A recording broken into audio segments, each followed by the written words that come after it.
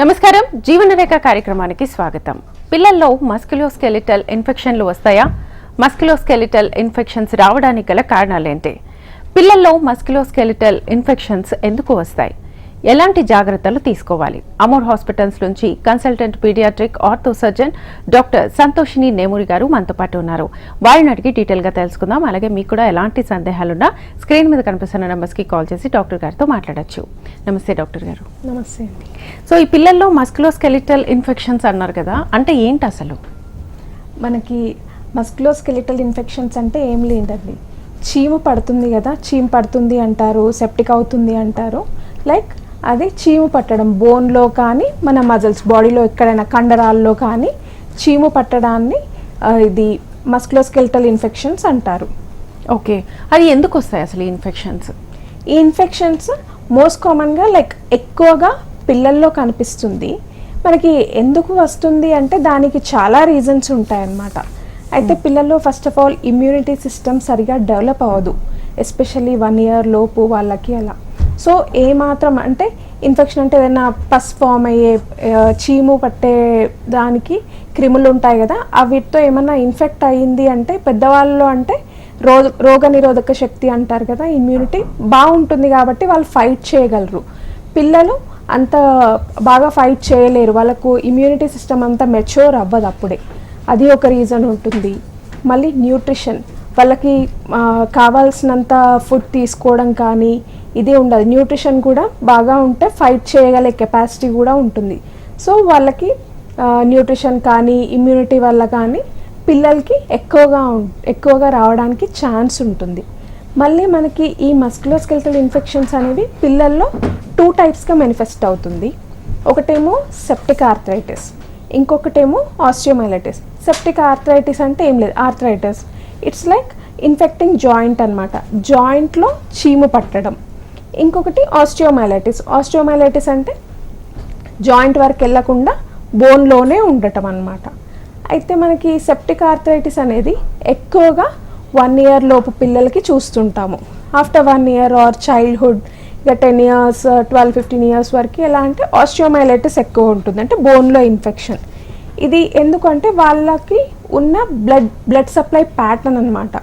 రక్తం సరఫరా చేయడానికి రక్తనాళాలు ఉంటాయి కదా, అవి ఎలా అంటే మనకి బోన్లో పైన గ్రోత్ ఎక్కడైతే అవుతుందో అక్కడ బ్లడ్ వెజల్స్ ఓపెన్ ఉంటాయి పిల్లల్లో, 1 year లోపు పిల్లల్లో.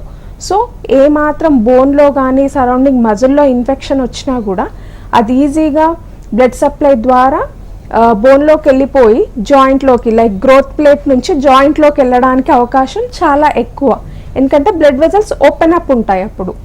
అదే ఒక 1 year దాటిందంటే పిల్లలకి ఎలా అంటే మనకు ఫైజియల్ బ్లడ్ వెజల్స్ అంటాం.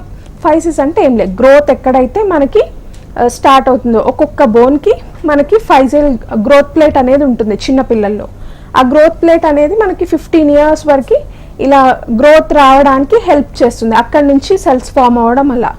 సో ఆ ఏరియాలో కనుక మనకి 1 year తర్వాత ఆ బ్లడ్ వెజల్స్ క్లోజ్ అయిపోయి అదొక బ్యారియర్ లాగా ఫామ్ అయ్యి మనకి బోన్ వరకే ఉంటుంది ఇన్ఫెక్షన్.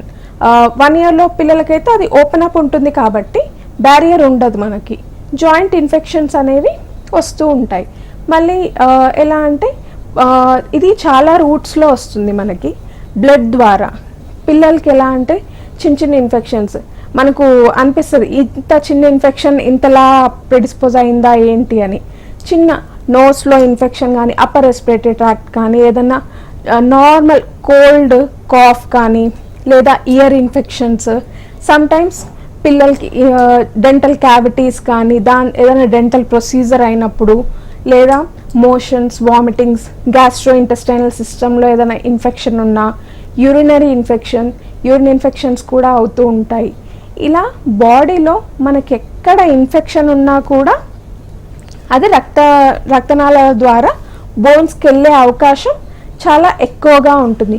సో పిల్లలకి ఎక్కువగా హెమటోజినస్ రూట్, ఇదే బ్లడ్ వెజల్స్ ద్వారా మనకి ఇన్ఫెక్షన్ వచ్చే ఛాన్స్ చాలా ఎక్కువగా ఉంటుంది. ఇంకొకటి డైరెక్ట్ చిన్న పిల్లలు కింద పడుతూ ఉంటారు, దెబ్బలు తాకుతూ ఉంటాయి. సో అలా డైరెక్ట్ పెనిట్రేటింగ్ ఇంజురీ అంటాము. డైరెక్ట్గా మనకి ఏదైనా కుచ్చుకుంది అనుకోండి లోపల జాయింట్ వరకు లేదా బోన్ వరకు వెళ్ళిపోవడము, దాని ద్వారా క్రిములు వెళ్ళిపోయి ఇన్ఫెక్షన్ సెట్ చేయడం, దాని నుంచి మనం ట్రీట్ చేయకపోతే అది మొత్తం బోన్ ఇన్ఫెక్ట్ చేసే ఛాన్స్ ఎక్కువగా ఉంటుంది. ఓకే.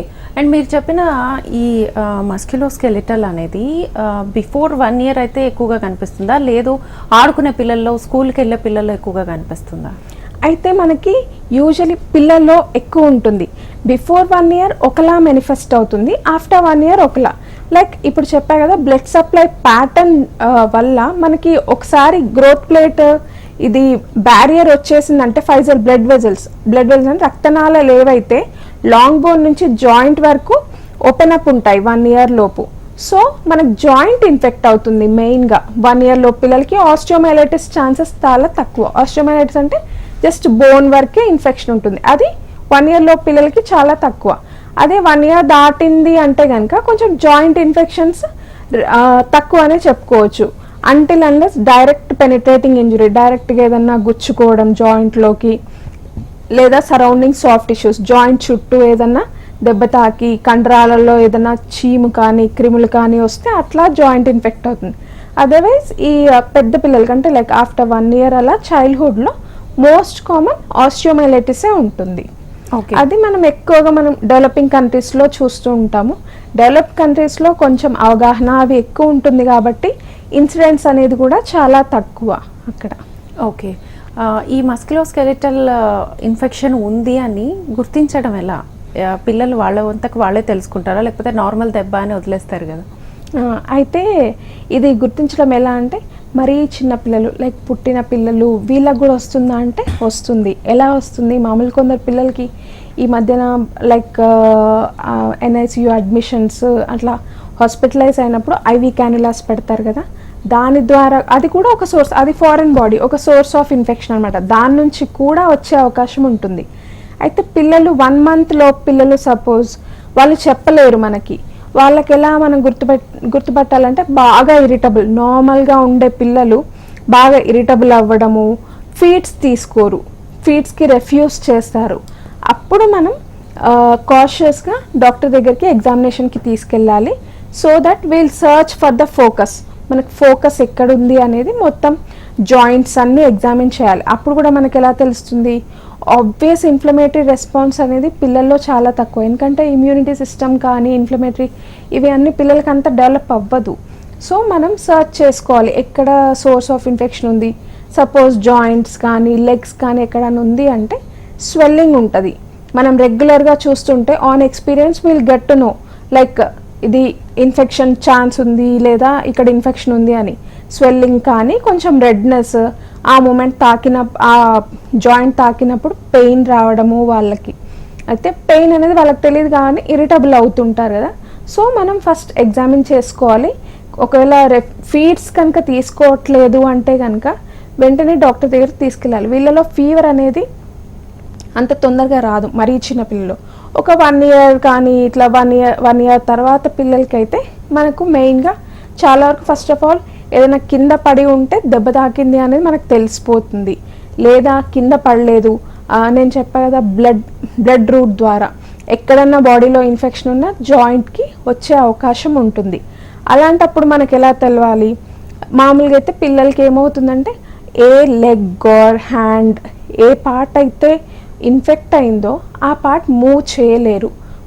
అంటే it's like a pseudo paralysis. మనకు పెరాలసిస్ అయినప్పుడు ఎలా ఉంటుంది? కదలకుండా ఉండిపోతుంది లెగ్ ఆర్ హ్యాండ్. అలా పిల్లలు కదపరు. నడిచే పిల్లలు నడవకుండా కూర్చుండిపోతారు ఒకే దగ్గర, అంటే లైక్ నడవలేకపోతారనమాట. మళ్ళీ రెడ్నెస్ ఉంటుంది, వాపు, సిగ్నిఫికెంట్ స్వెల్లింగ్ ఉంటుంది, ఫీవర్ కూడా వస్తుంది. సో ఇవన్నీ మనకి రెడ్ ఫ్లాగ్ సైన్స్ అన్నమాట. వన్స్ పిల్లలు నడవట్లేరు అంటే చాలా వరకు ఇన్ఫెక్షన్ సెట్ అయినట్టే లోపల, లైక్ అంటే ఇన్ఫెక్షన్ స్టార్ట్ అయిపోయింది అని అర్థం. సో అవి మనం ఎప్పుడన్నా పిల్లలు బాగా నడిచే పిల్లలు, ఆడుకునే పిల్లలు సడన్గా నడవట్లేరు లేదా ఫీవర్ వచ్చింది, ఆ పార్ట్లో రెడ్నెస్ వచ్చింది అంటే వెంటనే హాస్పిటల్కి తీసుకెళ్ళి ఎవాల్యుయేట్ చేసుకోవాలి. లేదా ఏదైనా దెబ్బ తాకింది, పెనిట్రేటింగ్ ఇంజురీస్ కానీ ఏమన్నా అయ్యాయంటే చిన్నదే కదా అని వదిలేయద్దు. హాస్పిటల్కి తీసుకెళ్తే లైక్ దానికి మేజర్ సర్జరీ ఏముండదు, సింపుల్ వాష్ నీట్గా డ్రెస్సింగ్ కానీ ఏమైనా చేసి ఇవన్నీ యాంటీసెప్టిక్ మెజర్స్ అనమాట. లైక్ ఇన్ఫెక్షన్ సెట్ అవ్వకుండా precautions just and simple antibiotics, దాంతో మనకి ఇంకా పెద్ద డ్యామేజ్ అవ్వకుండా ఉంటుంది. ఇవన్నీ మనకి క్లినికల్ సైన్స్ అన్నమాట. ఇవేమన్నా ఉంటే వెంటనే పిల్లల్ని డాక్టర్ దగ్గరికి తీసుకెళ్ళాలి. ఓకే, ఇప్పుడు మీరు చెప్పిన ఏదైనా దెబ్బ తగిలినప్పుడు ఏదైనా డ్రెస్సింగ్ చేస్తారు కదా, డ్రెస్సింగ్ చేసి ఇంటికి పంపించేసిన తర్వాత అది తగ్గిపోతుంది. ఈ ప్రాబ్లం ఉంది, ఇన్ఫెక్షన్ ఉంది అని వాళ్ళు గుర్తిస్తారు. మీరు ఇలా ఇలా వస్తే గుర్తించవచ్చు అని చెప్పారు కదా. ఒకవేళ గుర్తించిన తర్వాత దానికి ఎలాంటి ట్రీట్మెంట్స్ ఉంటాయి? అయితే మనము ట్రీట్మెంట్ ముందు ఫస్ట్ కంప్లీట్ ఎవాల్యుయేషన్ చేసుకోవాలన్నమాట. కంప్లీట్ ఎవాల్యుయేషన్ అంటే ఫస్ట్ ఆఫ్ ఆల్ పిల్లలకి మనం కొందరికి ఇది చాలా రకాలుగా వస్తుందన్నమాట. ఒకటి అక్యూట్ స్టేజ్. అక్యూట్ అంటే మనకి సంథింగ్ ఈజ్ రాంగ్ అని అర్థమైపోతుంది.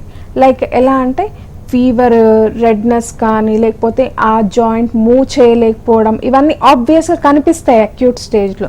కొన్ని sub acute infection. Sub acute అంటే ఎలా అంటే మనకి అది సివియర్ పెయిన్ ఉండదు, అలాగని పిల్లలు కంఫర్టబుల్గా కూడా ఉండరు. So at that time we need to be cautious అనమాట. కొన్ని క్రానిక్ ఇన్ఫెక్షన్స్. క్రానిక్ అంటే ఒక 6 weeks నుంచి లోపల ఇన్ఫెక్షన్ ఉంటుంది, బట్ వాళ్ళకి తెలియదు. అలాంటి వాళ్ళు ఎలా ప్రజెంట్ అవుతారంటే మనకి లోపల బోన్లో అంతా ఇన్ఫెక్షన్ సెటిల్ అయిపోయి లోపల నుంచి హోల్స్ పడి బయట స్కిన్ వరకు ఒక సైనస్ ట్రాక్లా ఫామ్ అయ్యి పస్ బయటికి వస్తుంది. సమ్టైమ్స్ కొంచెం రిమోట్ ఏరియాస్లో ఉన్న వాళ్ళు అసలు ట్రీట్మెంట్ తీసుకోలేదు అంటే ఆ సైట్ నుంచి మనకు పస్ డిశ్చార్జ్తో పాటు బోన్ పార్టికల్స్ కూడా వస్తాయి. బోన్ తినేస్తుంది మొత్తం లోపల ఇన్ఫెక్షన్. సో అలాంటప్పుడు ఫస్ట్ అయితే సింపుల్ బ్లడ్ టెస్ట్ అండి, లైక్ కంప్లీట్ బ్లడ్ పిక్చర్. అది మనకు చాలా ఇన్ఫర్మేషన్ ఇస్తుంది. బాడీలో ఏమైనా ఇన్ఫెక్షన్ గోయింగ్ ఆన్ ఉన్నా ఈఎస్ఆర్, సిఆర్పి వీటితోని మనం ఇన్ఫెక్షన్ ఉంది అని నిర్ధారించవచ్చు. అండ్ దాని తర్వాత బ్లడ్ కల్చర్స్ తీసుకుంటాము. ఇన్ఫెక్షన్ ఎక్కడుందో, ఎక్కడి నుంచి వస్తుంది, ఫస్ట్ బ్లడ్ నుంచే పాకుతుంది కాబట్టి బ్లడ్ కల్చర్స్. దాన్ని బట్టి మనము ఏ క్రిములు, ఏ బ్యాక్టీరియా ఉందో తెలుసుకొని దాన్ని బట్టి యాంటీబయోటిక్ ఇవ్వాల్సింది ఉంటుంది. దేనికి సెన్సిటివ్ ఉంది, ఇప్పుడు ఒక రకమైన బ్యాక్టీరియా ఉంది, అది ఈ యాంటీబయోటిక్స్కి సెన్సిటివ్ అని మనకు రిపోర్ట్ వస్తుంది. అదర్ బ్లడ్ కల్చర్ ద్వారా కానీ, లేదా జాయింట్ స్వెల్ అయిపోయింది, వాపు వచ్చేసింది, దాని నుంచి కొంచెం ఫ్లూయిడ్ తీసి అది కూడా టెస్ట్కి పంపిస్తే మనకు వస్తుంది. యాంటీబయోటిక్ ఏవి అయితే ఆర్గానిజంకి సెన్సిటివ్ ఉంటాయో అది ప్రొఫైల్ వస్తే first of all antibiotic start చేసేసుకోవాలి. ఒకవేళ సింపుల్ ఇన్ఫెక్షన్స్ అనుకోండి యాంటీబయోటిక్స్తో సెటిల్ అయిపోతుంది. లేదా మనము ఈ బ్లడ్ టెస్ట్, బ్లడ్ కల్చర్, వీటి తర్వాత ఎక్స్రేలో మనకు ఆబ్వియస్ సైన్స్ ఒక 2 weeks తర్వాత కానీ తెలియదు. కాకపోతే మనకు చిన్న ఇన్ఫర్మేషన్, స్వెల్లింగ్ ఉంది జాయింట్లో, అది అయితే తెలుస్తుంది. మనకు కరెక్ట్గా చీమ్ ఉందా లేదా అని తెలియాలి అంటే కనుక we have to go for MRI. ఎంఆర్ఐలో అయితే మనకి పస్ ఉంది, ఎక్కడుంది, బోన్ వరకు ఉందా లేదా కండరాల్లో వరకే ఉందా. ఒక్కోసారి ఫస్ట్ ఎలా స్టార్ట్ అవుతుందంటే మనకి జస్ట్ బోన్ పైన చిన్న పస్ లేయర్ ఫామ్ అవుతుంది. దాని తర్వాత అది మెల్లిగా బోన్ డిస్ట్రక్ట్ చేస్తూ బోన్లోకి వెళ్ళిపోవడము, అలా అక్కడ నుంచి జాయింట్కి వెళ్ళి జాయింట్ డిస్ట్రక్ట్ చేయడం చేస్తుంది. So MRI is the best investigation whether like మనం ఇంటర్వ్యూన్ అవ్వాలా వద్దా అనేది. సో నెక్స్ట్ ఎంఆర్ఐకి వెళ్తాం. ఎంఆర్ఐకి వెళ్ళి ఒకవేళ కనుక మనకు చీము ఇట్లా సపేరస్ యాప్సెస్ అంటాం, యాప్సెస్ లాగా ఏమైనా ఫామ్ అయింది అనిపిస్తే we have to intervene surgically. Like చిన్న సర్జరీ ఉంటుంది, క్లీనప్ చేసేసుకొని తర్వాత అప్రోప్రియేట్ ఆ క్లీనప్ చేసిన మెటీరియల్ టెస్ట్కి పంపించి టెస్ట్ని బట్టి అప్రోప్రియేట్ యాంటీబయోటిక్ ఇస్తే సరిపోతుంది. ఫస్ట్ ఆఫ్ ఆల్ మనం ఏం చేయాలి, పిల్లల్ని ఇలా తీసుకొచ్చారు అంటే ఈ బ్లడ్ కల్చర్స్ ఇవి సింపుల్ బ్లడ్ టెస్ట్ ఇవి పంపించేసి సపోర్టివ్ కేర్ ఇవ్వాలి. పెయిన్కి, ఫీవర్కి వీటికి సపోర్టివ్ కేర్ ఇచ్చి ఏ లింబ్ అయితే మూవ్ చేయలేకపోతున్నారో దాన్ని స్ప్లింటింగ్ అంటే కదలకుండా చిన్న పట్టి కానీ రిమూవల్ బ్రేస్ కానీ వేసి రెస్ట్ ఇవ్వాలి. ఆ కాలికి రెస్ట్ ఇచ్చి next we have to go for either యాంటీబయోటిక్సా లేకపోతే సర్జికల్ ఇంటర్వెన్షనా. సర్జికల్ ఇంటర్వెన్షన్ ఎంత ఎనార్మస్ రెస్పాన్స్ ఉంటుందంటే మనం వన్స్ పస్ డ్రైన్ అవుట్ చేసేసామంటే వితిన్ 1 week నార్మల్గా నడుస్తారు. సింపుల్ ఇన్ఫెక్షన్స్ అయితే జాయింట్ డిస్ట్రక్షన్ ఏం అవ్వలేదు, జస్ట్ ఇన్ఫెక్షన్ స్టార్ట్ అయింది అనుకుంటే వితిన్ 3 to 4 days నార్మల్గా ఉంటారు వాళ్ళు. ఓకే, అండ్ ఒకసారి సర్జరీ చేసిన తర్వాత పిల్లలు ఎలాంటి ప్రికాషన్స్ తీసుకోవాలి? అయితే సర్జరీ చేసిన తర్వాత మేము ప్రోటోకాల్ ఉంటుందండి, ఫాలోఅప్స్. మేము రెగ్యులర్ ఫాలోఅప్స్కి రమ్మంటాము. ఈ ఫాలోఅప్స్లో ఎలా అంటే లైక్ ఫాలోఅప్కి వచ్చినప్పుడు మనకి ఇంకెక్కడైనా కనపడని ఇన్ఫెక్షన్ ఉంటుంది, అది మనకు తెలియాలంటే సింపుల్ బ్లడ్ టెస్ట్ ఉంటాయి. ప్రతిసారి ఎంఆర్ఐ తీయక్కర్లా, సింపుల్ బ్లడ్ టెస్ట్ తీస్తే మనకు అర్థమైపోతుంది. లైక్ ఈఎస్ఆర్, సిఆర్పి ఇవేంటి అంటే ఇన్ఫెక్షన్ని మానిటర్ చేస్తుంది. లైక్ తగ్గుతుందా, పెరుగుతుందా, దాన్ని బట్టి మనం యాంటీబయోటిక్ కంటిన్యూ చేయాలా లేకపోతే ఆపేయాలా అనేది కూడా డెసిషన్ తీసుకుంటాం. సో రెగ్యులర్ ఫాలోఅప్స్ లైక్ 1 మంత్కి ఒకసారి, 6 వీక్స్కి ఒకసారి రమ్మని, అప్పుడు బ్లడ్ టెస్ట్ ఇవి చేసి ఒకసారి క్లినికల్ ఎగ్జామినేషన్ చేసుకోవాలి. పిల్లల్ని ఎగ్జామిన్ చేసేసి లైక్ ఇన్ఫెక్షన్ ఇంకా ఉందా లేదా అనేది డిసైడ్ చేస్తాం. ఓకే, ఈ ఇన్ఫెక్షన్ని కనుక నెగ్లెక్ట్ చేస్తే ఎలాంటి కాంప్లికేషన్స్ వస్తాయి? రైట్ అండి. అయితే ఈ ఇన్ఫెక్షన్స్ ఎలా అంటే మనం తెలియలేదు మొత్తం. నేను చెప్పా కదా ఇందాక, కొన్ని క్రానిక్ ఇన్ఫెక్షన్స్ ఎలా అంటే మనకు సైనస్ ఫామ్ అయిపోతుంది, లోపల బోన్ నుంచి బయట వరకు సైనస్ ట్రాక్ ఫామ్ అయిపోయి చీమ్ వచ్చేస్తుంటుంది. అలాంటప్పుడు ఎలా అవుతుందంటే మనకి ఆస్టియోమైలిటిస్ అంటే బోన్ వరకే ఉన్న ఇన్ఫెక్షన్ కాస్త జాయింట్ కొన్ని ఎంజైమ్స్ రిలీజ్ చేస్తుంది మనకు, బ్యాక్టీరియా, క్రిములు. దాంతో మనకు బోన్ అంతా డిస్ట్రక్ట్ అయిపోతుంది, జాయింట్స్ డిస్ట్రక్ట్ అయిపోయి జాయింట్ డిస్లొకేషన్ అంటే జాయింట్లోంచి తొలగిపోవడం అన్నమాట.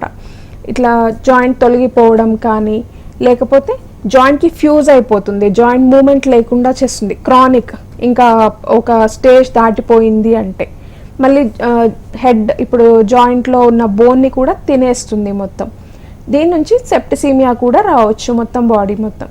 ఈ సెప్టిక్ ఆస్టియోమైలిటిస్ నుంచి మనకు సెప్టిక్ ఆర్థరైటిస్ లాగా ఇలా కూడా వెళ్ళి ఆ జాయింట్ షేప్ మొత్తం మార్చి పిల్లలకి లైఫ్ లాంగ్ డిఫార్మిటీతో ఉండేలా చేస్తుంది.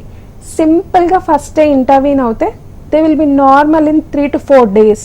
సో మనం as early as possible intervene అవ్వాలి. ఇన్ఫెక్షన్ ఉన్నప్పుడు వదిలేస్తే ఆ జాయింట్ డిఫార్మిటీ అయిపోయి వాళ్ళకు ఒక పర్మనెంట్ డిఫార్మిటీ ఇచ్చిన వాళ్ళు అవుతాము.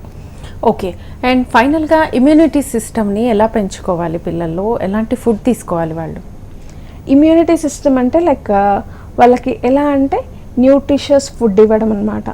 న్యూట్రిషియస్ ఫుడ్ లైక్ తగినంత ప్రోటీన్ కానీ ఫైబర్, ఈ వైటమిన్స్, వైటమిన్ డి, ఏఈ, ఇవి పిల్లలకి మనకు ఫుడ్ రూపంలో లైక్ ఇప్పుడు డే అనుకోండి, సన్ ఎక్స్పోజర్ ఒక 1/2 an hour డైలీ 9 నుంచి మధ్యాహ్నం లోపు. అండ్ ఇంకా ఎగ్స్, ఇవి కూడా హై ప్రోటీన్ లేదా ఫైబర్ డైట్ కూడా ఇవ్వాలి. ఇవి న్యూట్రిషియస్ ఫుడ్ ఇస్తుంటే సరిపోతుంది. ఓకే, అండ్ మీరు నార్మల్గా ఎవరైనా కింద పడిపోయినప్పుడు చిన్నపిల్లలు డ్రెస్సింగ్ చేయడానికి వచ్చినప్పుడు అప్పుడే ప్రికాషన్స్ తీసుకుంటే ఇన్ఫెక్షన్ని తగ్గించవచ్చా? చాలా వరకు అది చాలా ఇంపార్టెంట్. అందుకే మేము మామూలుగా అమోర్ హాస్పిటల్స్లో మేము ఇది ఇన్ఫెక్షన్స్కి చాలా స్పెషల్ అండి. Like we take precautions, we'll be like precision ఉంటుంది అన్నిట్లో. ఎలా అంటే డ్రెస్సింగ్ కానీ ఏదైనా వీల్ టేక్ కేర్. మనం చాలా జాగ్రత్తగా చేసుకోవాలి. స్టెరాయిల్ కండిషన్స్లో అలా చేసుకుంటే చిన్న చిన్న గాయాలు అంటే ఇంత పెద్దగా ఆస్టియోమైలిటిస్లు, ఇన్ఫెక్షన్స్, మజిల్స్లోకి ఇన్ఫెక్షన్ పోకుండా ప్రివెంట్ చేయొచ్చు. అది చాలా ఇంపార్టెంట్. అండ్ సింపుల్ యాంటీబయోటిక్స్తో ఒక 1 weekలో వూండ్ సెటిల్ అయిపోతుంది, నెగ్లెక్ట్ చేయకుండా. లైక్ సింపుల్ స్టెరాయిల్ ప్రికాషన్స్ తీసుకుంటే మనం. ఓకే, అండ్ ఇన్ఫెక్షన్కి ఒక్కసారి ట్రీట్మెంట్ తీసుకుంటే మళ్ళీ వచ్చే ఛాన్స్ ఉందా ఇది, లేకపోతే రాకుండా ప్రికాషన్స్ తీసుకోవచ్చా? అయితే మ్యాక్సిమం మళ్ళీ రాదండి. కొన్ని కేసెస్ నేను చెప్పా కదా, క్రానిక్ ఆస్టియోమైలిటిస్ మనకు జాయింట్ అంతా డిస్ట్రక్ట్ అయిపోయి ఇలా ఉన్నప్పుడు మనకి ఇమ్యూనిటీ స్టేటస్ ఎప్పుడైతే లో అవుతుందో లేదా ఇమ్యూనో కాంప్రమైజ్డ్ ఉన్నాము అంటే అప్పుడు ఇన్ఫెక్షన్ ఫ్లేర్ అప్ అయ్యే ఛాన్సెస్ ఉంటాయి. లేదా మనకు బాడీలో ఇంకెక్కడైనా ఇన్ఫెక్షన్ ఉంటే లైక్ బ్లడ్ ద్వారా ఆ పార్ట్కి వెళ్ళి ఇన్ఫెక్ట్ చేసే ఛాన్సెస్ చాలా ఎక్కువ ఉంటాయి. సో అందుకే ఫ్రీక్వెంట్ ఫాలోఅప్స్లో ఉండమని చెప్తాం. వన్స్ ఉన్నంత సెటిల్ అయింది ఇంకా రాదు అని మనకు కాన్ఫిడెన్స్ వచ్చేంత వరకు like we call for follow-ups. Blood test కానీ క్లినికల్ ఎగ్జామినేషన్ ద్వారా ఏం యాంటీబయాటిక్స్ కూడా స్టాప్ చేసేస్తాం. ఓకే, అండ్ కామన్ పీపుల్కి మస్కులోస్కెలిటల్ గురించి కంప్లీట్గా తెలియాలి అంటే ఒక వర్డ్లో ఏం చెప్తారు మీరు? కామన్ పీపుల్ అంటే జస్ట్ ఇట్స్ లైక్ పస్ లాగా చీము పట్టడం అన్నమాట. మన బాడీలో ఎక్కడైనా కండరాల్లో కావచ్చు, బోన్స్లో కావచ్చు, జాయింట్స్, నీ joints, elbow joint, shoulder joint, ఎక్కడైనా జాయింట్స్లో చీము పట్టడం అన్నమాట. జాయింట్స్ కానీ సరౌండింగ్ కండరాలు, మజిల్స్. ఓకే. అండ్ ఇప్పుడు సర్జరీ కాకుండా ఇప్పుడు చిన్న బేబీస్ ఉంటారు కదా 1 year లోపు, వాళ్ళకైతే సర్జరీ లేకుండా మెడిసిన్స్తోనే తగ్గించేయచ్చు. మెడిసిన్స్తోనే మనము సింపుల్ బ్లడ్ టెస్ట్ అండి, బ్లడ్ కల్చర్. లైక్ ఎప్పుడైతే ఫీవర్ ఫ్లేరప్స్ లేదా చిల్స్ వస్తాయి కొందరికి ఇన్ఫెక్షన్ ఉన్నప్పుడు పిల్లలకి, సో అలా ఉన్నప్పుడు ఆ టైంలో మనం బ్లడ్ తీసుకొని శాంపిల్ తీసుకొని టెస్ట్కి పంపిస్తే మనకు ఆర్గానిజం ఏంటి అనేది వచ్చేస్తుంది. దాన్ని బట్టి ఐవి యాంటీబయాటిక్స్ పెట్టేసుకోవచ్చు. ఒక 1 week or usually infection mild ఉన్నప్పుడు 2 weeks or sometimes 4 weeks. 4 weeks ఎప్పుడంటే సివియర్ ఇన్ఫెక్షన్ ఉన్నప్పుడు, ఆర్ యూజువల్లీ కొంచెం పెద్ద పిల్లలు అయితే 6 weeks వరకు కూడా యాంటీబయాటిక్స్ ఇస్తాం. పిల్లలకి మ్యాక్సిమం 1 yearలో పిల్లలకి సర్జరీ వరకు వెళ్ళదు మనకి. జస్ట్ స్ప్లింటింగ్, మనము స్ప్లింట్ చేసేసి ఆ పార్ట్ కదలకుండా చేసి కొంచెం రెస్ట్ ఇచ్చేసి కొన్ని ప్రికాషన్స్ చూసుకుంటూ ఉండాలి. స్ప్లింట్ చేసినా కూడా రక్త ప్రసరణ అవి చూసుకుంటూ ఉండి అప్రోప్రియేట్ యాంటీబయాటిక్స్ ఇచ్చేసి సపోర్టివ్ కేర్ ఇస్తే we can prevent surgeries in like చిన్నపిల్లలు, నియోనేట్స్లో అలా. Okay, thank you so much doctor. Thank you అండి.